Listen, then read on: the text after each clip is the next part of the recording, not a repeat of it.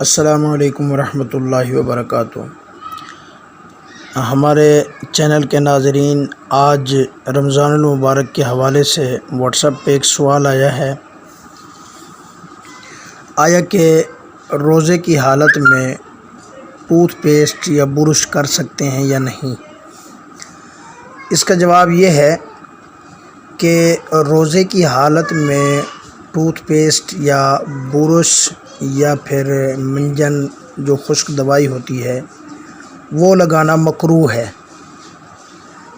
اور اگر اس شک کی وجہ سے مکروہ ہے کہ اس کے اثرات گلے تک پہنچ جاتے ہیں، اور اگر یقیناً ہی اس کے اثرات گلے تک پہنچ گئے یا گلے سے اتر گئے تو پھر روزہ فاسد ہو جائے گا۔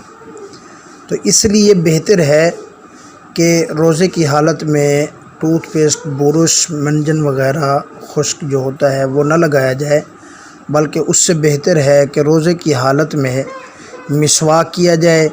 مسواک کرنے کا ثواب بھی ہے، اور حدیث پاک میں آتا ہے کہ اس سے عقل بھی تیز ہوتی ہے، اس سے دانت بھی صاف ہوتے ہیں، اور اس سے ہر نماز کے وقت اگر کیا جائے تو نماز میں 25 گنا اضافہ بھی ہوتا ہے، اور ایک روایت میں 70 گنا اضافہ بھی آیا ہے۔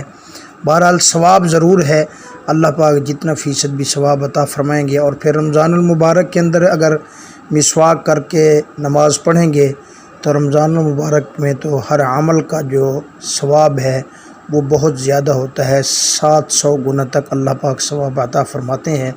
لہٰذا روزے کی حالت میں نہ ٹوتھ پیسٹ کیا جائے، نہ برش کیا جائے، صرف مسواک کیا جائے۔ السلام علیکم ورحمۃ اللہ وبرکاتہ۔